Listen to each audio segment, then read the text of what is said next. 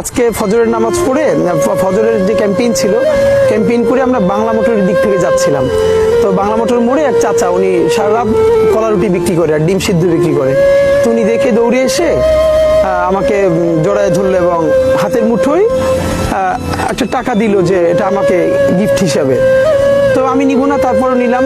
যে মনে করলাম 100 টাকার একটা নোট হবে, না নিলে উনি কষ্ট পেতে পারেন, এই জন্য নিলাম। একটু পরে খুলে দেখি সেটা 1000 টাকার নোট। তা আমি দৌড়ে আবার ওনার কাছে গেছি যে আমি এটা কোনোভাবে নিতে পারবো না, আপনার পকেট থেকে আমি নেই, আপনার পছন্দ, আমার পছন্দ মতো আমাকে দিতে হবে, নইলে আমি নিব না। কিন্তু সে কোনোভাবে রাজি হলো না এবং মানে দেখলাম যে তখন উনি অনেক কষ্ট পাবেন। এইটা আজকের শুধু একটা ঘটনা বললাম। আজকে ফজরের নামাজ পড়ে ফজরের যে ক্যাম্পেইন ছিল, ক্যাম্পেইন করে আমরা বাংলা মোটরের দিক থেকে যাচ্ছিলাম। তো বাংলা মোটর মোড়ে এক চাচা, উনি সারা রাত কলা রুটি বিক্রি করে আর ডিম সিদ্ধ বিক্রি করে। তো উনি দেখে দৌড়ে এসে আমাকে জড়ায় ধরলো এবং হাতের মুঠোয় একটা টাকা দিল যে এটা আমাকে গিফট হিসাবে। তো আমি নিব না, তারপরে নিলাম।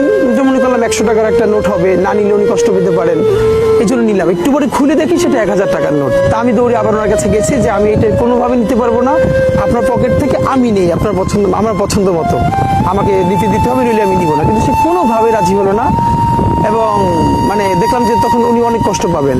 এইটা আজকের শুধু একটা ঘটনা বললাম।